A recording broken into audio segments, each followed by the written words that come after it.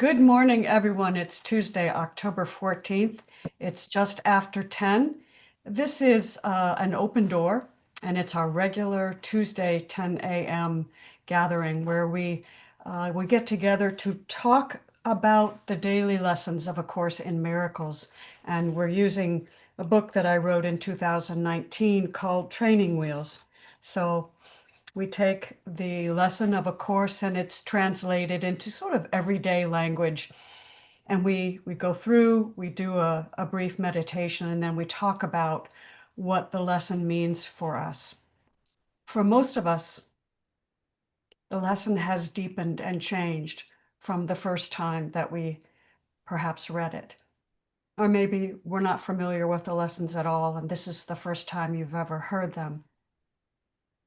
But as we practice with these lessons and we commit ourselves to applying them throughout the day in innumerable different situations, we see a sort of metamorphosis of our own experience as it deepens and changes, and we become more of who we really are. So let's dive into it. We are on lesson 64. We've done 64 lessons. This lesson is Let Me Not Forget My Function. So take your seat. You're probably already in it. Get comfortable. I'm going to turn off my camera so that I can read the first 50 lessons, and then we'll work on lesson 64. So settle in. Just be open and be receptive. Know yourself. Welcome here. Let go of whatever you have accumulated thus far in the day and be at peace.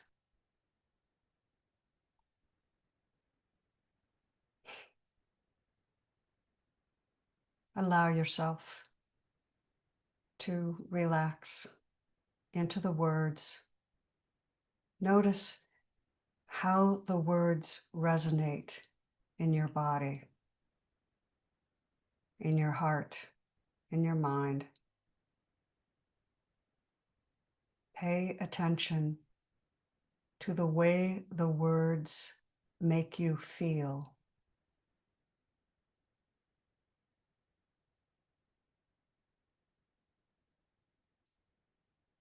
Nothing I see means anything.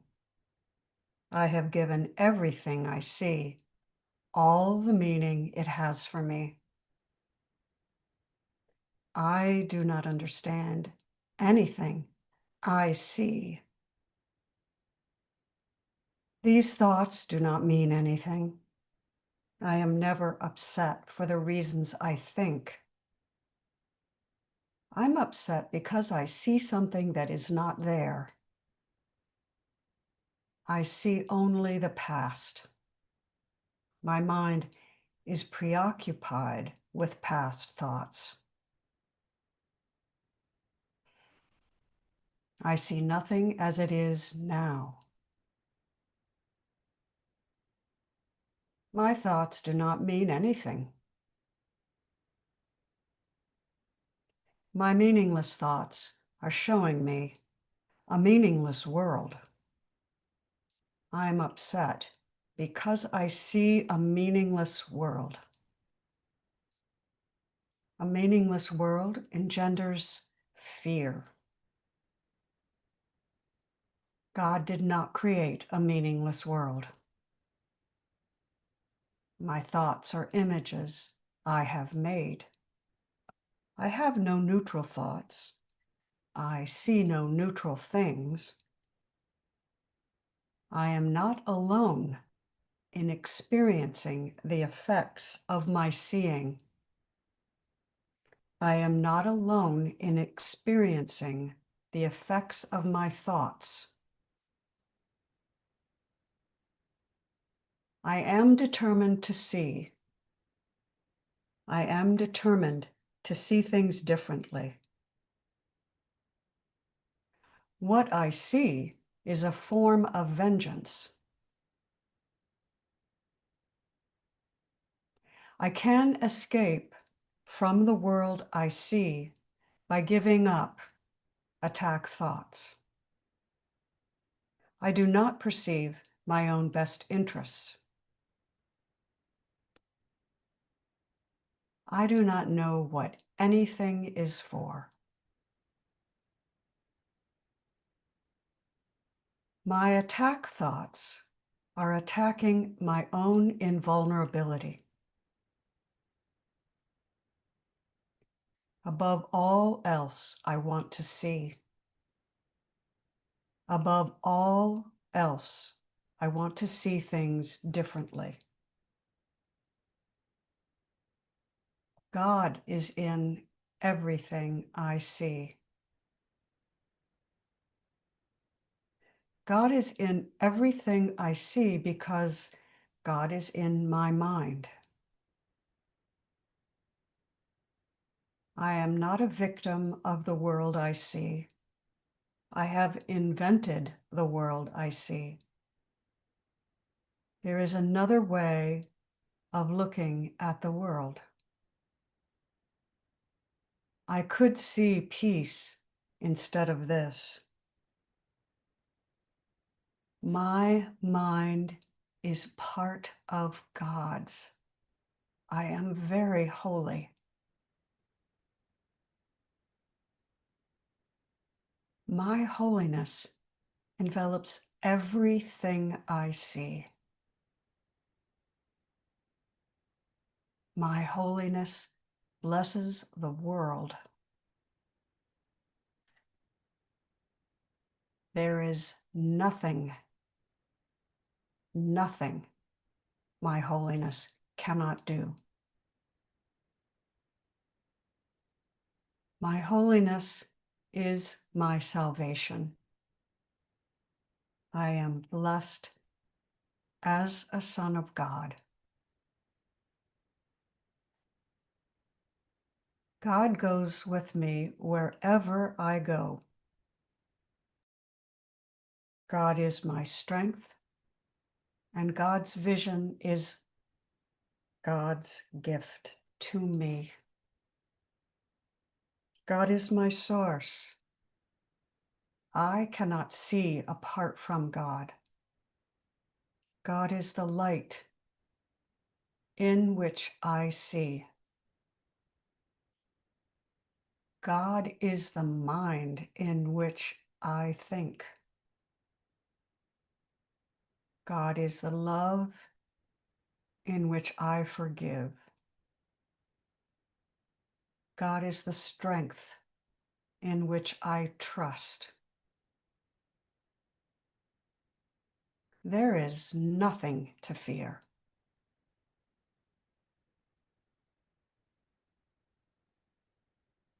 God's voice speaks to me all throughout the day.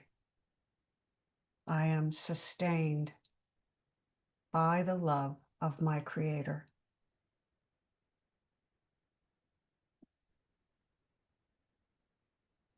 Let me not forget my function.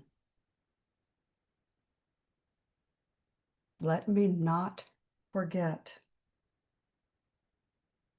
I am willing to see things another way.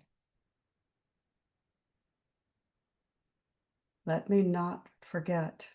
I am willing to allow that everything may be for me. Let me not forget is another way of saying yes. A Course in Miracles teaches that the way to peace is through the fulfillment of your function. Because your function was given by Source, its fulfillment is inevitable. It is logical and ultimately totally obvious. But it is still a choice in the dream. Only in the dream must we seem to have to make a choice at all. Your function is to forgive yourself for projecting guilt onto a world that is not reality and that you do not understand. Your function is to choose to admit that you do not see and cannot see the infinite number of patterns in the whole cloth, and therefore you do not know what anything is for. Your function is to choose to allow yourself to see that it is the arrogance of the egoic mind that leads you to question or to ignore the function that Source has bestowed upon you.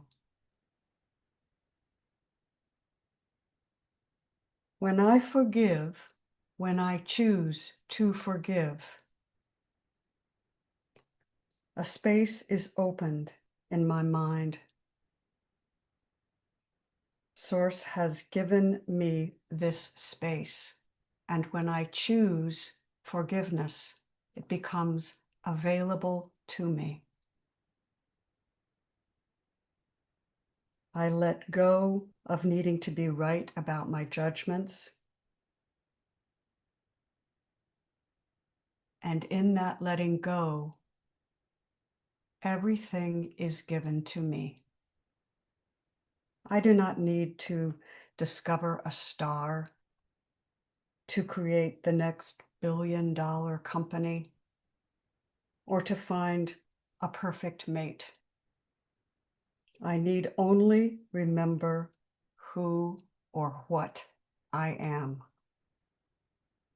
Every time I choose whether or not to fulfill my function, I am also choosing whether or not I want to be happy.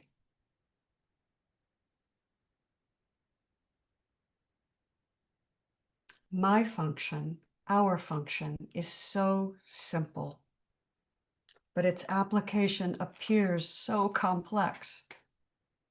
My ego loves complexity. It tells me, your function, your decision, your choice to forgive applies to him, but not to her. There are exceptions after all. It tells me there is true evil in this world.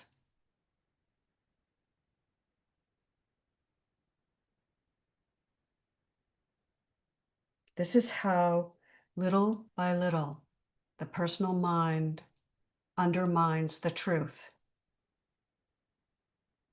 Forgiveness, which is allowing, which is the only meaningful choice we have, should be practiced diligently.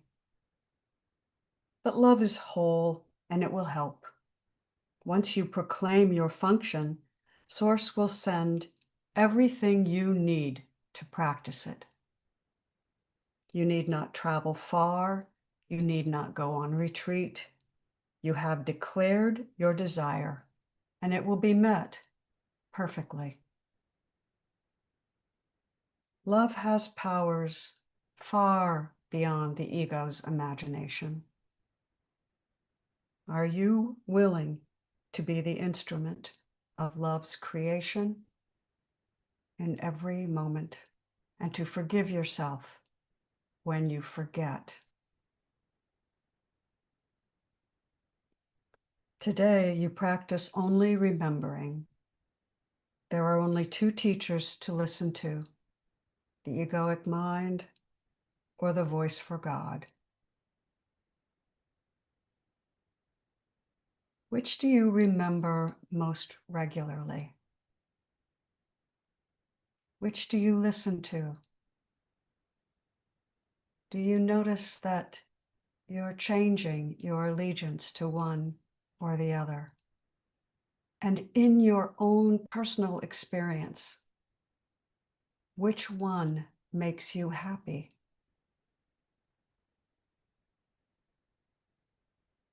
At least once today, take your seat and close your eyes. Relax the body and place awareness gently on the breath. You can do this now.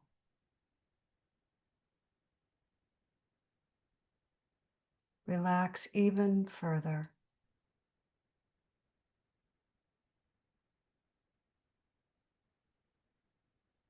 Notice the breath, but don't try to control it in any way. Just let it be.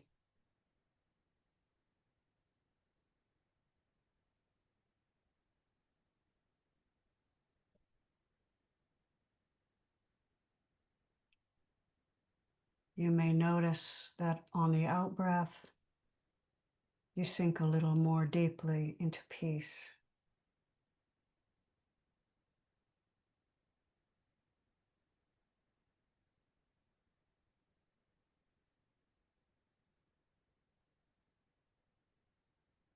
You may notice on the out-breath that there's a space that opens.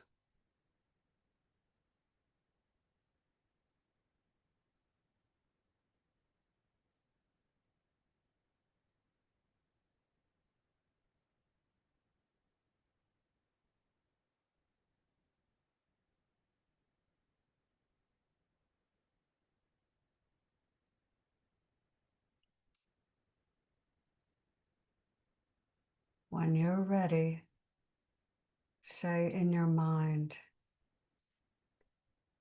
"Let me not forget my function."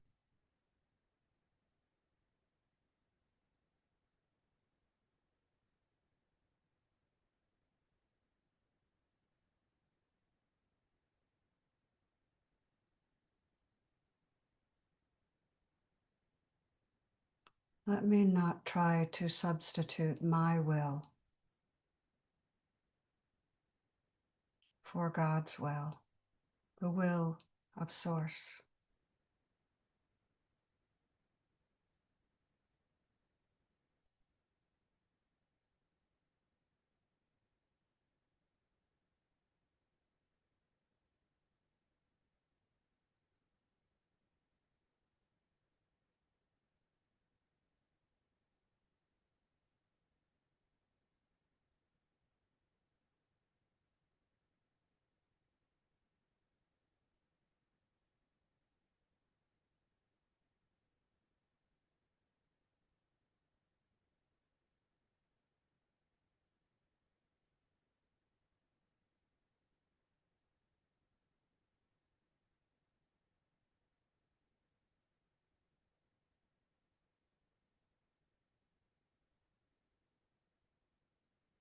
Let me not forget my function. Let me see that everything is for me.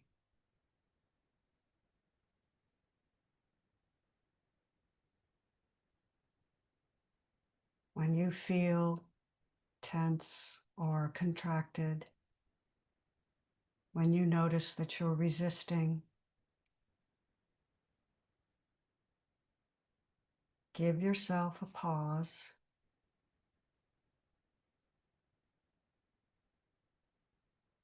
As often as you need.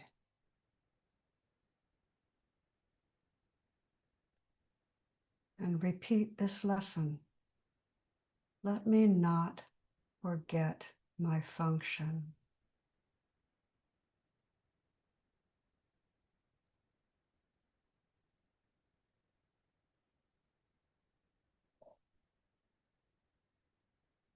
There's no effort here. You did not create your function. You do not create your day.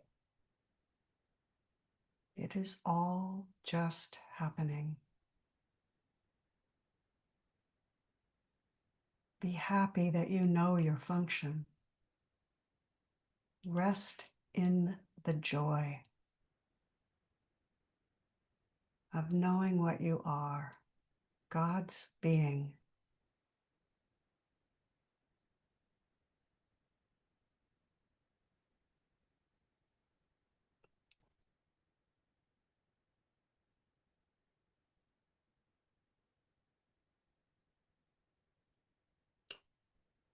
This is the world. It is my function to save. How do I save it?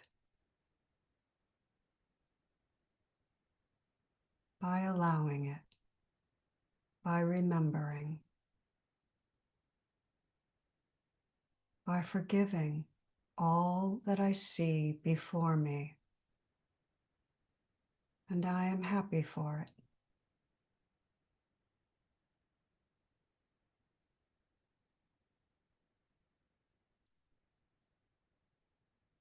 You will experience this world as you perceive it. Let love be the foundation of your perception today.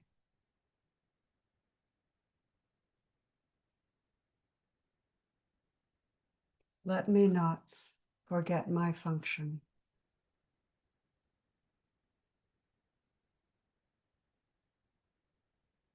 When you're ready, take a few deep breaths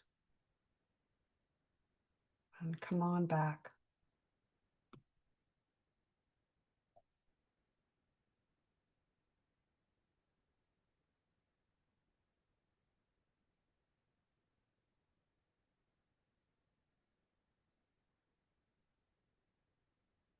Some of us have our favorite lessons. I remember my favorite right in the beginning was, "There is nothing to fear." I loved that lesson in the beginning because I didn't realize how much I was afraid of the world, of everything. And then this lesson became my favorite for a while. Yeah, thank you, Rick. Because I was consumed with needing to know what I was supposed to do. I was brought up in a family that you had to achieve, you had to accomplish something, you had to earn your way. I used to have a dream, I still remember it, that I was in an elevator. I had boarded the elevator on the top floor and I was going down to the bottom floor. And as I went down and down and down in the elevator, everything became more and more fearful. And I realized when I got to the bottom of the elevator and the door opened that I had nothing. I had no job and I had no money and I had no family. And I was so filled with fear and uncertainty when that door opened. And then it came to me, I'm going to go and look at the directory in the lobby, and I'm going to go to every single one of those businesses and ask for a job. And I'm not leaving this building until I get one. That was fear. That was not knowing my function. And it was a good solution. But this lesson answered the question for me going down the elevator. I know who I am. I know what I am, and I know how I serve. I know what my function is. That's all I need to know. And then everything else falls into place. Because when I know what my function is, which is to forgive, which is to allow, which is to be present with whatever arises, I am led by an intelligence greater than my own. And I don't have to worry about the lobby directory. I can do that if I want, but I will be guided every step of the way, and everything will be for me because I know what my function is. A fundamental question of authorship has been answered in this lesson. That's how the lesson was for me, and it still is that way for me. It's just deepening. So how is it for you?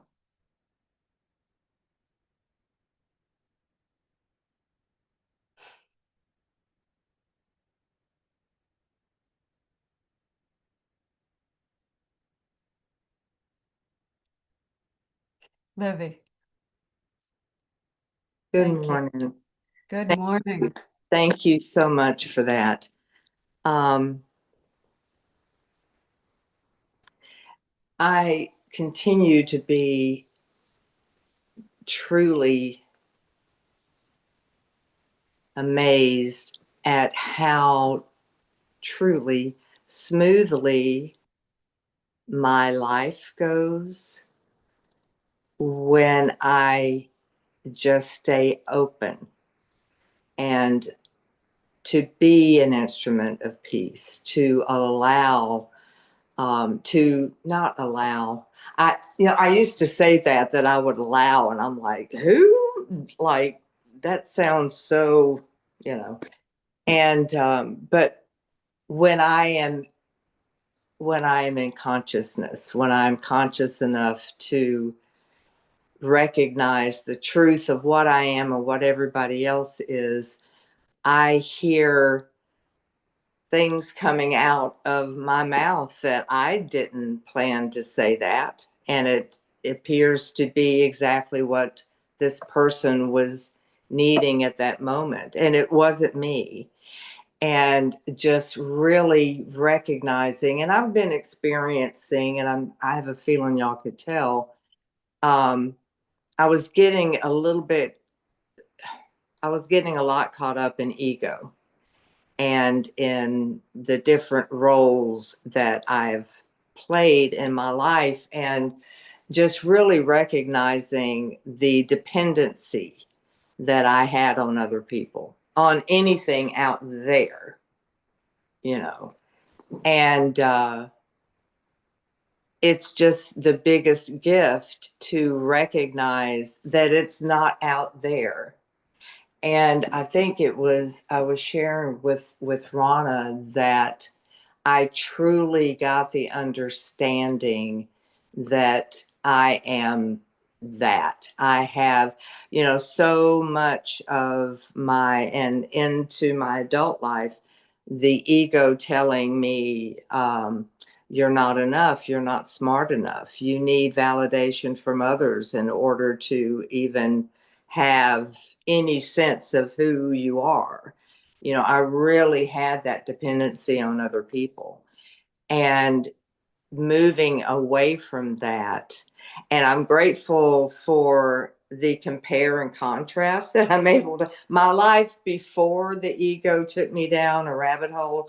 And then we're moving into the life after that with hearing, and as Cindy so and animatedly when it drops. And so there's been a lot of dropping and in recognizing that I am that I am a channel, and it is staying open to the truth of what I am and with the truth of what everybody else is, and that we're all having this human experience, and to allow our humanness, as we, like with my grandnephew Asher, to allow myself to experience sadness and grief and the emotions that come along with that I won't have his body to physically hug anymore.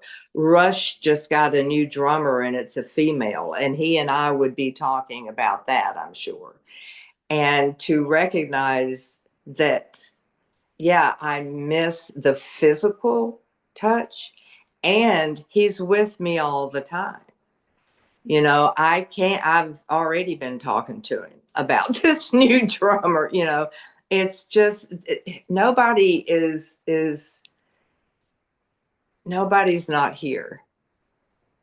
We are all together in whatever form that is, whether it is one that is passed over or whether it's one that keeps coming here even when I'm in a rabbit hole, because y'all let me talk and bring me out.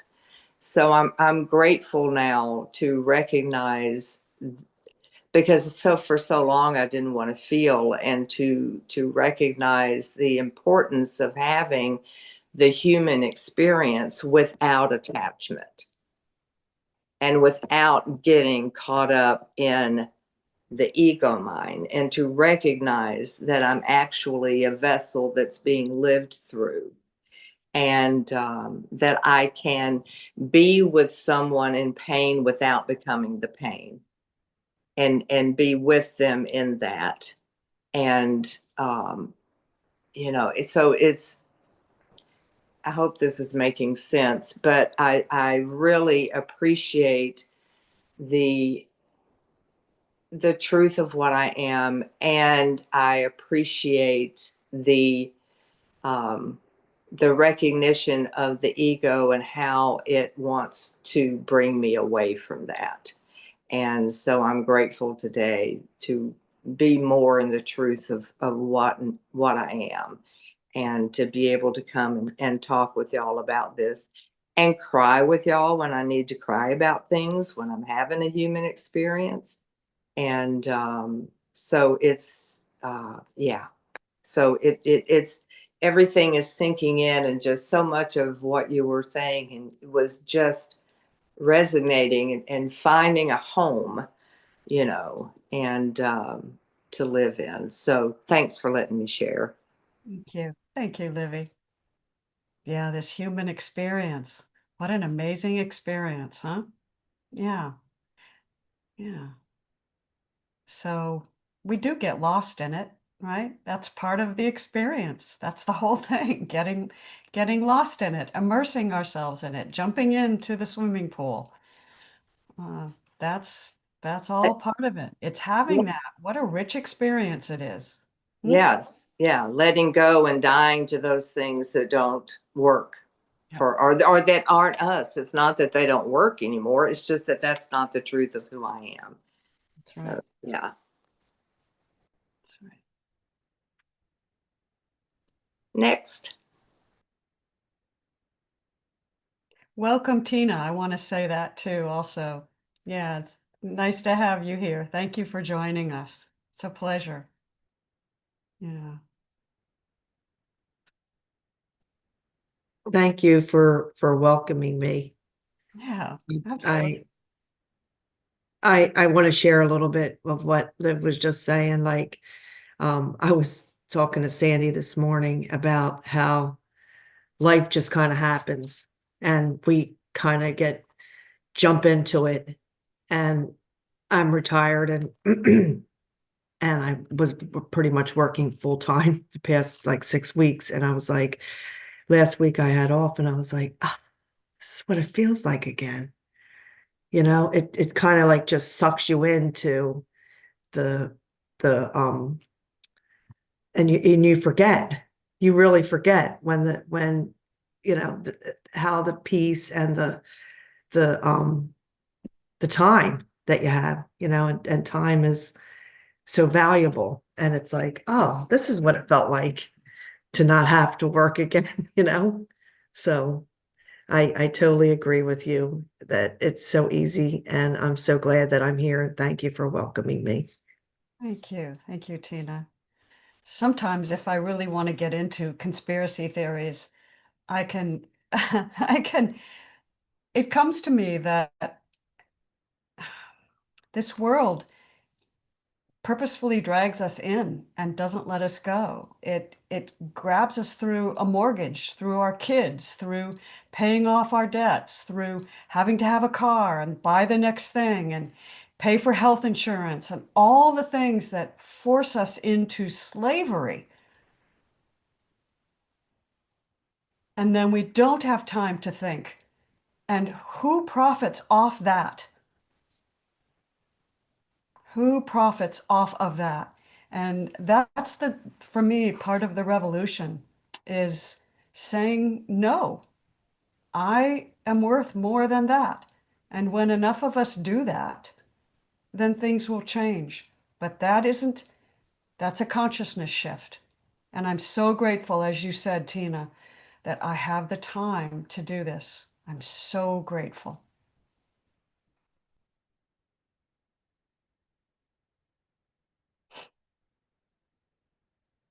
I notice sometimes those of us in this, I don't know what to call us, our group of beloved companions. Those of us who are oldest are definitely the wisest. They know what's most important. William, Richard, these folks really know because they've lived it and seen it. They're such truth tellers and wisdom teachers. They're like elders. Mm-hmm. Yes, so true. Yeah, they're good at bringing it back to the basics, like the very fundamental, like the kernel of truth. Yeah. And may you and August remind me of what it was like when the world was pulling me when I was younger, and I wanted to be pulled into it. I was, we go through these blossomings and then the closing back up of the blossom. We do that in a lifetime, and then we do that multiple times during the day.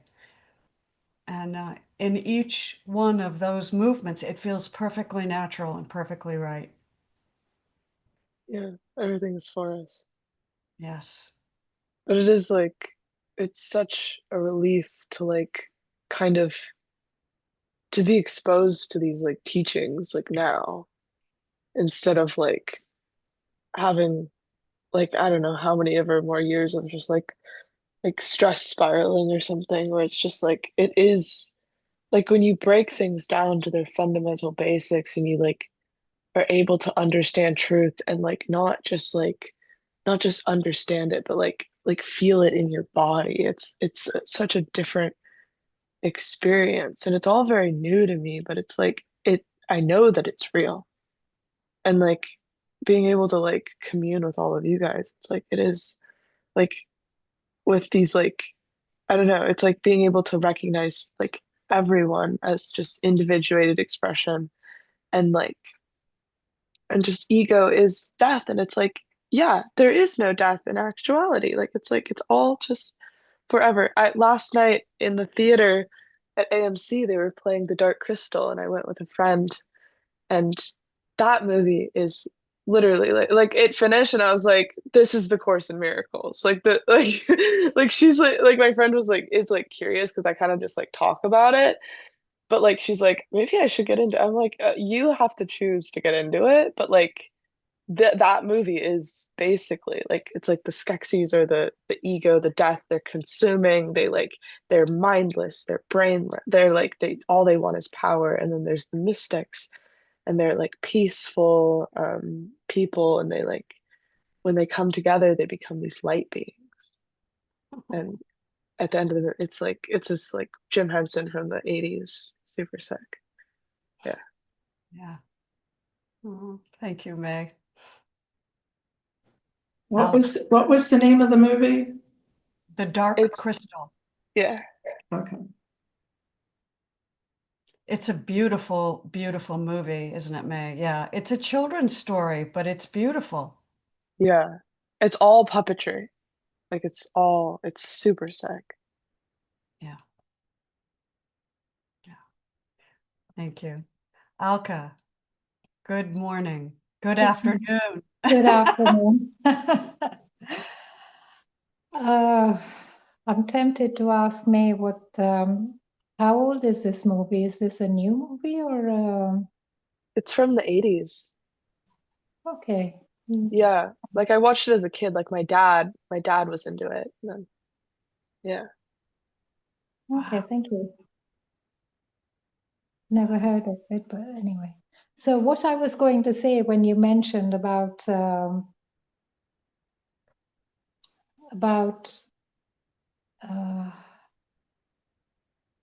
how you have to live through certain things to attain all this wisdom, I don't know.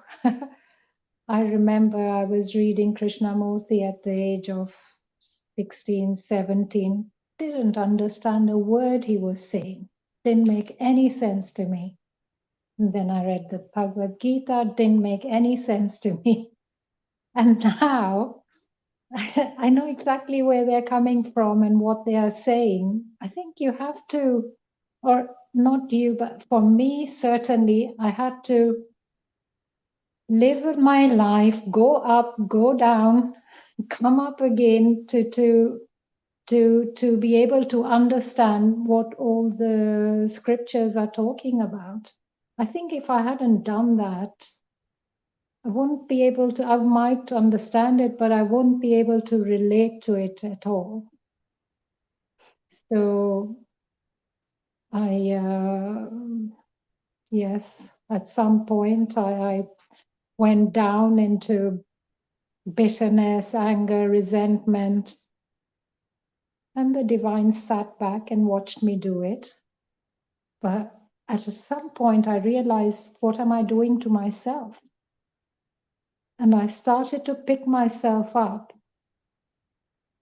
And I look back, it has been a wonderful experience. I'm glad I had that, because I look back and I saw how far down I could go and what I couldn't do and what I could. And I must say, I'm proud of myself.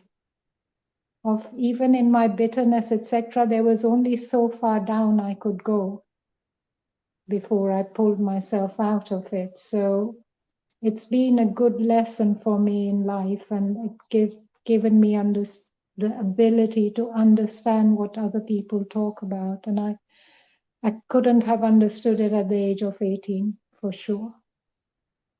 So that's all I have to say. Thank you for that. I think a lot of us resonate with what you just said. I wonder though if there aren't some people who are coming onto the planet now who actually come in a little wiser than we did. Um, I I I believe that that's happening. Um, I may just say one more thing. yes. I did, as a young person, I always could feel the presence of the divine. It's not that I was totally born without any knowledge, not knowledge. I don't know. You know how people sometimes say you have to prove to them that God exists. For me, it's why. It's why would anybody need proof? Because I didn't ever need to be told that she existed. But at some point, I lost sight of that. Yes. And but I'm sure there are wiser people coming into the planet now to save us. It's all one thing though. And yeah, thank you very much for that. Thank you. It's funny how it's not funny. Our Buddha nature is never absent. It always, we can go pretty far into the forgetting, but if the Buddha nature wasn't present in us, we wouldn't even exist. So it can never be dissipated. It's always there. And thank you for that reminder, Alka. Thank you. Sandra and then May. Good morning, everybody. So, thank you, Amy. Thank you for that beautiful meditation. It always brings me such peace and settles everything down. And you said a couple of things that really resonated with me this morning. One was rest in the joy. Just be and rest in the joy of the moment. And Tina mentioned that we were talking this morning. We have giant waves here in Rehoboth Beach, giant waves that came. She saw them crashing over the boardwalk, and how thrilling it is just to be there and look at them and feel the energy of the ocean and not think of it as something bad. It's just gorgeous and exciting and we enjoy the drama of it. Just rest in the joy of living, of being, of tasting, of seeing, of hugging. I really like hugs. I felt your hug, Livy. And then I reacted to a couple of things that were said about the elders. And I remember my grandmother, my Nana, and how wise she was and how much I loved being with her. But then it popped into my head the Crosby, Stills, Nash and Young song. I forget the name of it, but it's in the verse that says, teach your children well. But then it says, teach your parents well. Mhm. The one they pick's the one you'll know by. It's like, since I have learned from there is no age. The body has an age, but there is no age. And I honestly get so much from the youthful perspective, not because there's any difference in wisdom, just because they are experiencing the world differently than the way I experienced. It's beautiful. And there's a line here, you will experience the world as you perceive it. And then I wrote perception equals experience. And so they have so much to offer me. I learned so much from my adult children and my Lila, 15-year-old granddaughter. She is totally experiencing the world differently than I did at her age. And she has so much insight. She startles me with her insight. I'm like, remember that word godsmacked? I'm godsmacked. I'm like, what just came out of you? How you haven't been studying the Course in Miracles, you know? But she knows some things on a level, that simplicity that May was talking about in Muji when he was going like this to us, that simple kernel of truth. She knows some things, even that she doesn't know that she knows it, even though she hasn't woken up to the truth of her being. And then there's Kali Brand's work, The Prophet, where he talks about children Mhm. and how they are not your children. Their life's longing for itself. I love that line, life's longing for itself. Life is just being lived through us, as Livy said so beautifully. Allowing it to be lived, allowing ourselves to rest in the joy and totally enjoy all the manifestations, the grandmother and the granddaughter, all ages that are ageless. What a gift. What I'm just so grateful for all these gifts. And I'm most grateful that I can recognize that I'm grateful and not caught up in the, what did May called it monkey mind. We used to call it a crack on squirrel running around in my head. Yeah, a squirrel on crack running around inside my head. That there was a squirrel on crack in there. So it's gone now because it was never real. It was never real. I don't have to listen to that ridiculous stuff anymore. So just love all of you. So grateful to be here. And I'm so grateful Tina joined us. Thank you. Thank you. Now, May had her hand up, so I'm going to call on her next. My power just went out, which is crazy. Oh, I know. Yeah. Like, okay, what Sandra, you're saying, like how your granddaughter just like knows all these like like just truths without really like knowing them. I think that like along the way we are given all these things, and I think she probably is absorbing like some of the wisdom like all of you guys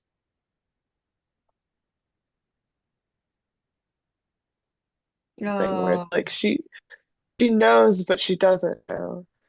And like I was also thinking about the elevator of like what Alka was saying, where like like if we just stay in the elevator, we'll like never know. We kind of have to go out and explore what's on the different levels. And it's like that's how we learn. And like that's why our like souls come here to they come here to like trot around the terrain a little bit. Because Little bit. otherwise we would just stay stagnant. Um, yeah. I guess also like not forgetting your function is kind of resting in that surrender to just the what is. And that's kind of like there is all this other like mess and fluff and like which is completely necessary in order to like have that other end of the pendulum where it is just like, okay, we're here. Oh, and here we are. The lights turn on. All right, Indigo. Thank you, May. Thank you. Oh, it was great. And Dago, good morning. Hi. So great to be here with all of you. Um, yeah, I just love knowing this and remembering, and yeah, so it's just so great to be here. Thank you. And Dago, how are you feeling? How's your head? Um, I don't know. I honestly, I don't know, and I'm okay with that. I don't know. I mean, I feel okay. I guess I feel okay. That's what I would say. I feel okay. But I'm like, oh yeah, I'm following the directions of of the medicine or the doctor. I don't know. So I'm like, so like I'm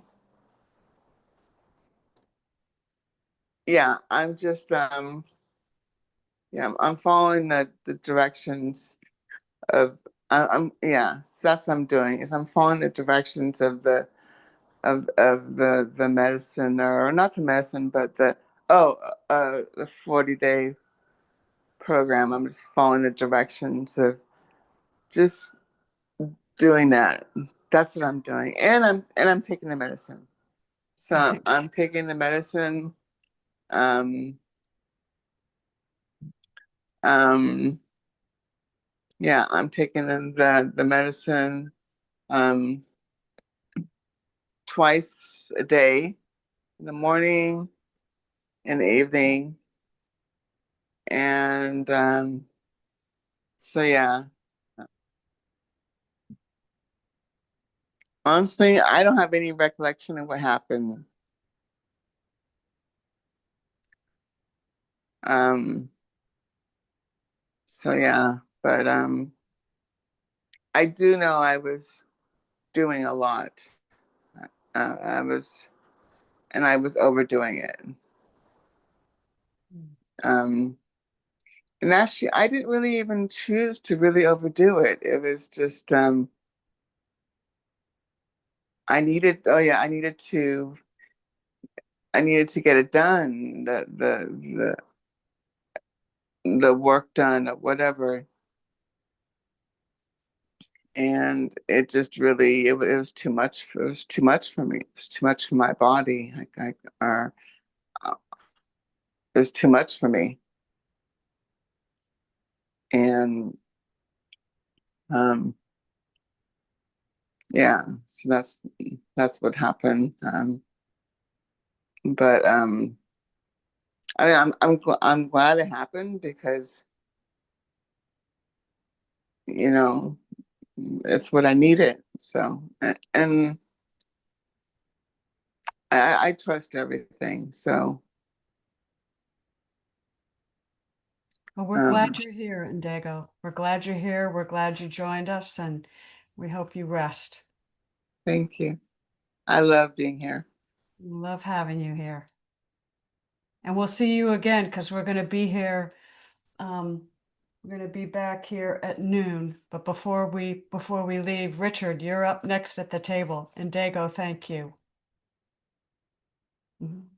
Morning, Nice to everyone, and love you all, and great to be here. Great shares. I really appreciate the title, Elder. And I remember that reminded me of back in my mid 50s, maybe my early 60s. I wondered why I had all this wisdom, because I lived life. I've been through 3 marriages. I have been battling an addiction with alcohol and all these things. And I thought I knew how to play the game of life, and I wanted to pass that wisdom on to my children and my grandchildren.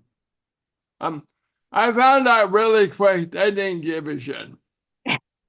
And when I reflected on that, I realized when I was their age, I didn't want to hear what the old people said, because that was their life. My life was totally different in my eye.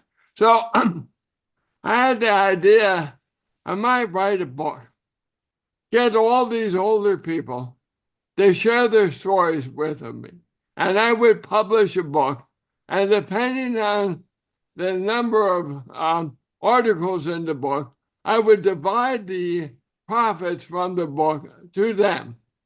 In other words, I would send them all a check for their wisdom. And that never came to be, because I finally started to realize that my life wasn't based on survival of the life, which my first 51 years was based on how would I survive in this world. And that was my condition. And then I finally dealt with my addiction to alcohol, got rid of my third wife. Well, she got rid of me, I should say. And that led me to the Course of Miracles. And that was over, 34 years ago, I guess. So I've been on this path for a few decades, and I'm still learning. I still don't know anything, but I love to share my experience and trust and hope with everyone. And again, the people closest to me don't really care about this.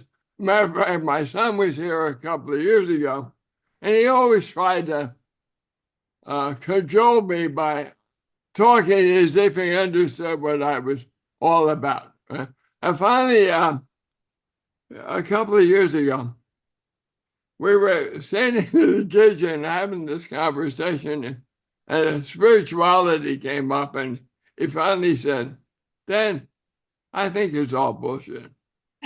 So, so I really appreciate these meetings. I can attend on Zoom and share my experience with you. I know sometimes it may sound like woo-woo stuff, but that's my path, and I love the Course, and we're all doing as best we can. And I also agree that during this major shift in consciousness within the human race, more people are joining us, younger and younger. They don't have to wait 50 years of trying to battle through the world in order to get on the path that we all are on now. So God bless them, because we really need them in our lives and in our societies. I think we're headed for a much greater, more loving future. So I often wonder, and I'm a sci-fi nut, and in the sci-fi movies and books I've read over the years, everything is okay. They never talk about education. They never talk about healthcare. They never talk about services. It all seems to be there. Now, how is there? I have no idea. They never explain how they made that society, but that society seems to exist. And nobody suffers for lack. Everybody's in abundance. And I think we're headed in that direction, but if we can only raise our consciousness and get rid of the fear and as stop solving problems with violence. So I love us all, and thanks for letting me share. Wow. Thank you so much. Well, it's 11:01 and we've been here for an hour and I can't think of a better way to end than what Richard just said. Thank you so much, Richard. And I just want to say, I want to thank Sandra for her words of wisdom too, because if you took the age off all of us and we were just the light that we are, that's what we would see, just the light we are. We've all probably, well, I won't even go there, but we all probably are currently living multiple lives and have multiple different experiences, all of which are bleeding into our own wisdom now. So it's all the same, and there's only one of us here, as Helen Hamilton says. Oh, all right. Well, thank you so much for joining, and we'll see you in an hour if you can make it and you want to join. Thank you.